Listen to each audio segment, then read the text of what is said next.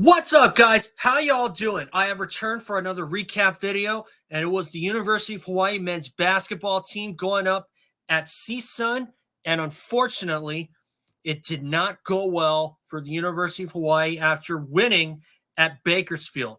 I'm going to put up my banner here. That's right.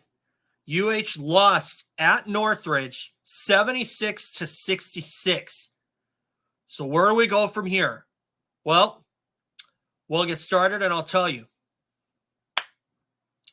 Okay, first of all, that was a game that I thought UH should have won because the last time that we were at Northridge, granted it was the second time we had faced off against CSUN, we were able to win that game. We were able to win those games going away, winning by at least 20 points.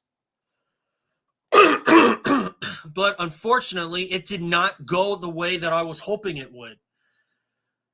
We got out to a pretty good start. JoVon McClanahan had the first 11 points of the game, and by the end of halftime, McClanahan had 17. And at the end of the half, it was all tied up at 37. But the unfortunate part was UH had as much as a 7-point lead. Granted, it was very, very early. And CSUN took a while to get things going. And when they did, it was like there was no stopping them. But it seems like this team is starting to be becoming a little too dependent on the three-point shot. At least that's what it looks like to me. Because UH, they hit 11 triples, which is good. But the defect of that is, the defect there, they were 11 for 38. Okay? In contrast, CSUN was 3 for 7. Okay? So you got to be asked. I know I was asking myself, how do you nail 11 triples and still lose by 10? Oh, yeah, that's right. Because it was out of 11, because they were 11 for 38. Which leads me to think that maybe this team is a little too dependent on the three-point shot. Am I saying that they should take less three-point attempts? No. What I'm saying is that they got to work on their shot. I mean, when this team makes the three, good luck to your opponents, because I doubt you're going to catch us.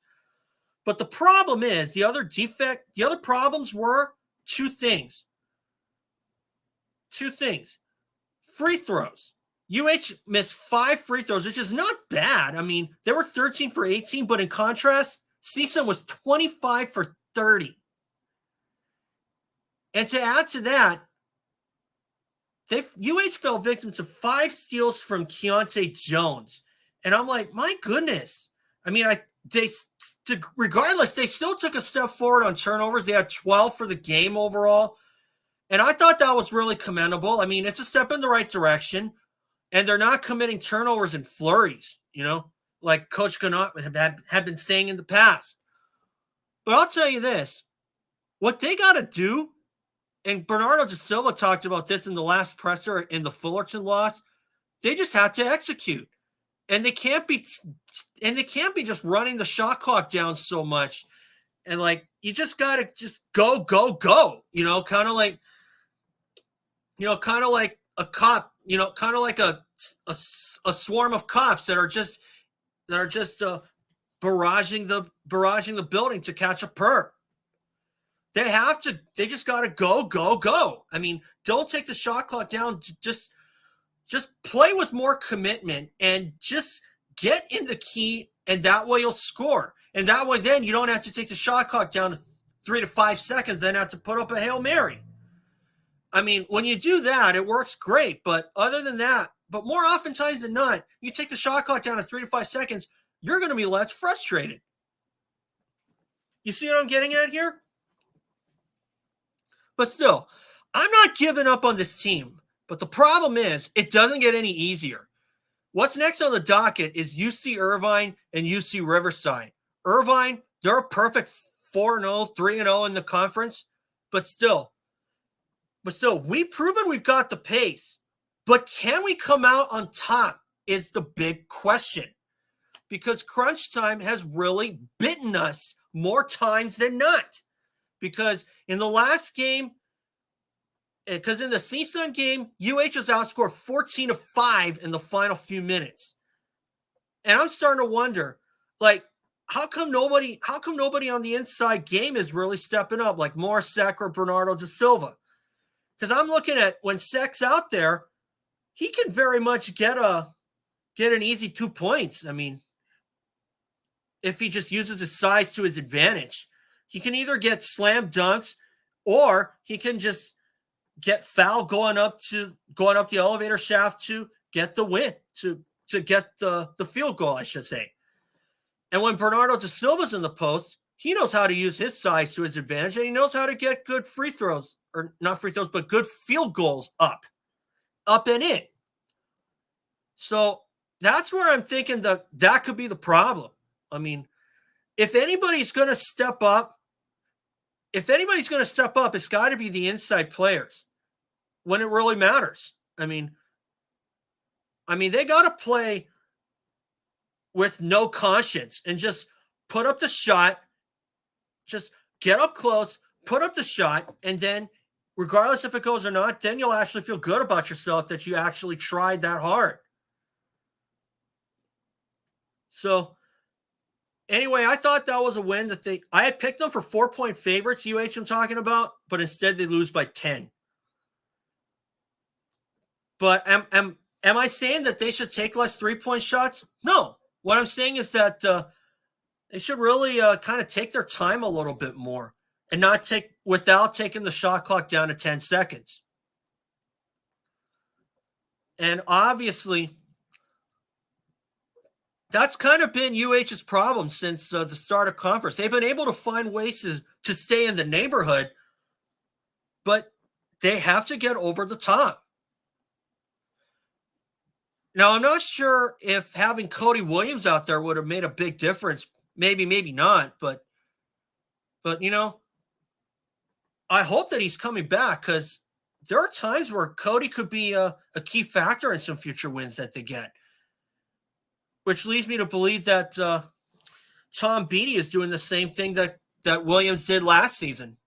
And I'm going to talk about that in a future video. I haven't made that yet. But I just wanted to get this off my chest. I mean, obviously, they need to find some answers fast and I think that kind of starts with the inside game. And, of course, guys hitting their shots from 3-point range like Noel Coleman, JoVon McClanahan, Tom Beatty. I thought that McClanahan really came through with 23 points and proved that he's back. You know, I mean, he was out there with a point to prove after going 0 for 5 against Fullerton, save for that triple that went at the buzzer but was not counted. But you know what? I really hope that doesn't set the tone for the Rainbow Warriors, because if they're going to make a run for at least third place or at least the top half of the conference, they need to play with a lot more commitment and no conscience. Don't worry about the other guy's well-being, that kind of stuff. And I think that's kind of where UH is lacking.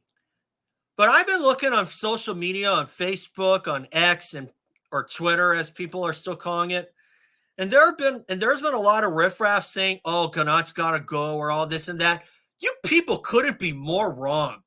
Really. The guy knows what he's doing, okay? And I got nothing but respect for Coach Ganot. I think he does a hell of a job coaching this. I think he does a hell of a job anchoring this team as the coach. The guy knows what he's doing, and I believe in the guy. I mean, it's not his fault that we haven't had the guys that we've landed have not turned out to be the guys that maybe some people were expecting. But, I mean, we want to see wins. UH is going to give us some wins. We're going to get on a win streak. And what I was thinking was that after losing the first game, we might go on a win streak of 5 in a row or something like we did during non-conference play. Unfortunately, it's not going to work out, and we're back to square one. But you know what? We've proven we can compete with the perennial frontrunners like Santa Barbara and Irvine and Long Beach State. But we've got to figure out how to get over the hump. And I think that starts with the inside game. They need to play with a lot more commitment and less conscience, like I was talking about. So So I'm hoping that we can turn things around against UC Irvine. That's going to be a battle, but but when they go up against the perennial front runners, they have to play with zero conscience and 100% commitment to taking the ball in the paint and getting layups, because that's how you score. I mean, I know that's easier said than done, but it's always possible. And in fact, it is very possible. But then again, guys like Samutsa Van, Kamaka Hepa, having those guys out there for another season would certainly help. And of course, if we hadn't lost Beon Riley to the transfer portal, now he's playing for Utah Tech. But you know what? We're moving forward. Kanat said it best. Every year you lose good players and you'll add good players. He's right. We've got some good guys. And I think Morsek and once Morsek gets a little more seasoned in the paint, junior or senior year, he's going to be the anchor man for the inside game, especially since this is Bernardo da Silva's swan song. So anyway, guys, that's all. Anyway, guys, let me know what you think down in the comments, and check these two videos up here for some other good moments. So overall, what kind of grade would I give them? C+, really. And you saw in a graphic in my last video for the Bakersfield recap, I give them a B-, or B- or a B+, somewhere around there. But anyway, this game, Northridge, C+ for sure. I mean, they could have won that one going away if they made some more threes or showed a lot more commitment to taking the ball into the paint, and they got to prize every possession. So I'm not giving up on this team no matter what. I haven't gone to these games for 27 years for nothing, because I know when this team is good and when they're bad. I mean, do I think this is a bad season? No, it's still early. I mean, we've only played 3 games. I mean, get all the bad luck out of the way. I mean, we're going to be good. I mean, I believe in this team maybe just as much as the next person. So anyway, guys, check these videos up here for other good moments. And remember, subscribe. I'll catch y'all later. Well, I'm a Poner, everyone.